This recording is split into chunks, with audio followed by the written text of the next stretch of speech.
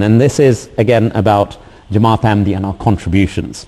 And this is one you hear in different guises. And maybe this question, it's short in its content, but perhaps the actual answer will be a lot lengthier. What have the Ahmadiyya community done for Islamic history, first of all? What have they done for Islamic theology? What books have they published in the form of any scholarly content? Jahangir Saab, I think in part we've been discussing Braheen Ahmadiyya, we've talked about the debates and discussions. So I feel in part we maybe answered this, but let's take the Islamic history element first of all. Well, there are so many milestones that have been set by the Ahmadiyya Jamaat in the history of Islam. We don't know where to start really. There's so many things we could say here. One of the most evident ones, which we did touch upon in the previous program, is this very television channel from which we are speaking to you today.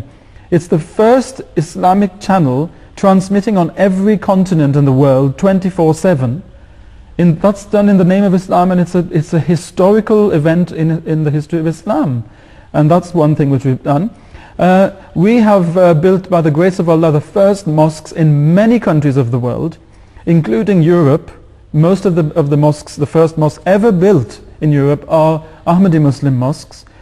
Most notably the one in Spain, which was built 500 years after the last Muslims had been either wiped out or expelled from the Iberian Peninsula. And that was 1982, I believe. That was in 1982. And so that was the very first mosque, and that's a big milestone in the history of Islam, the return of a mosque to Spain, With all the history that's around. And all the emotions of the Muslim world, and so many Muslims were congratulating the Jamaat for having done that, because everybody has a special attachment to the glorious history of Islam that we saw in Spain. We have opened the first Islamic missions in dozens of countries of the world where the name of Islam had never reached even. People didn't know anything about it, and we were the ones who went there, sending missionaries there, in very difficult conditions, to open Islamic missions there, to give them the good news of the coming of the Prophet Muhammad sallallahu alaihi wasallam. These are great events in the history of Islam. Then we have something which we spoke of a little while back. It's the first translations of the Holy Quran in some languages, for example, in the language of Tuvalu, in Fijian, in Malagasy of Madagascar, etc. And so many other languages that have never seen the Holy Quran in those languages, and we are the first ones to bring up Quran in their language. These are all milestones in their own right. Indeed. Then we have other things, for example, the very first schools and hospitals built solely for the sake of the poorest in Africa. Of course, Muslims have been forever building schools and hospitals throughout their history, but we are the first Muslims in the history of Islam to go out into the jungles, into the bush of Africa, to go and build schools and medical centers there, just for the benefit of those people. Every single school and hospital is another milestone in the history of Islam, and people look well upon Islam because of those structures that we've put there for the poor. So there are so many things really that the Jamaat has done for. As I said in my opening in introducing the question, I mean, we could again sit here not just this afternoon, this evening, and well beyond, in talking about the contributions. Dr. Zaid Saab, just on that, I mean, in the modern world, in the contemporary world we live in, people look to the fields of diplomacy, they look to the fields of science. Even there the Jamaat can contribute at the highest level, and has done so. Yes, we are very fortunate, us particularly sitting in England, that we have come in contact especially and have personal experience. Just give you an example, Hazrat Chaudhry Muhammad Zuhullah Khan Sahib, who we've had personal contact with and seem very blessed. He was a president of the International Court of Justice in The Hague, and also at the United Nations. So he was someone who championed the cause of the Palestinians at the United Nations, and gained much much acclaim He from got the given whole. the Star of Jordan He was by the the King. Star of Jordan, and King Hussein that at was that time. for his service to the Palestinians and for their cause.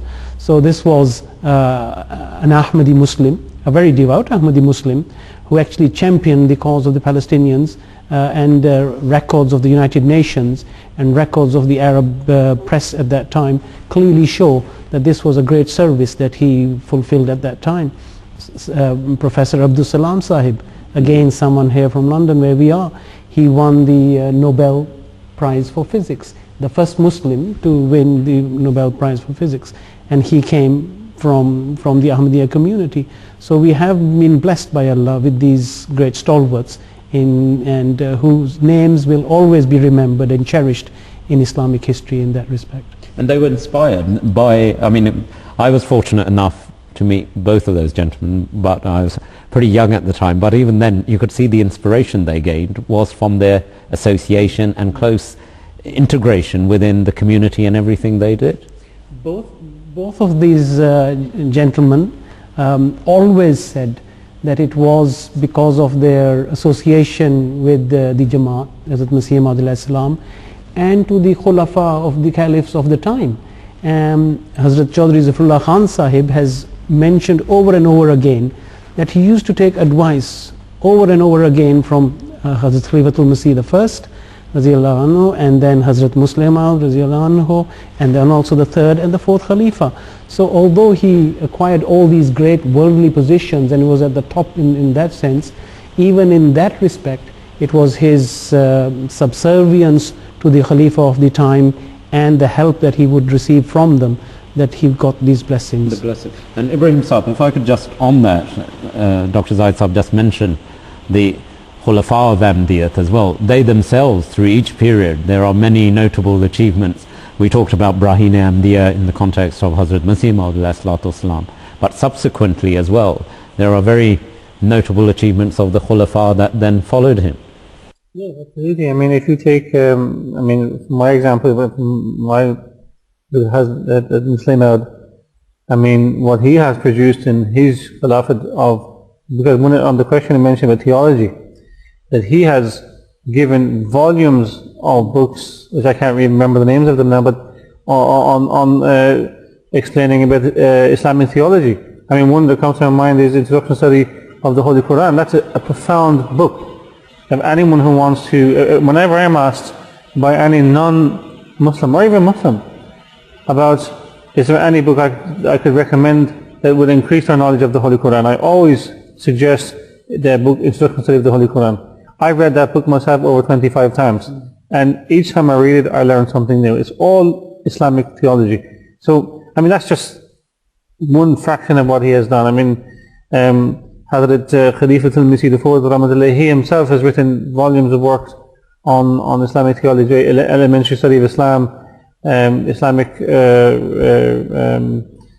I can't remember the name of the book in my head now, but there's so much they have provided. So I think in the fields of science, I mean, certainly there's far more to mention.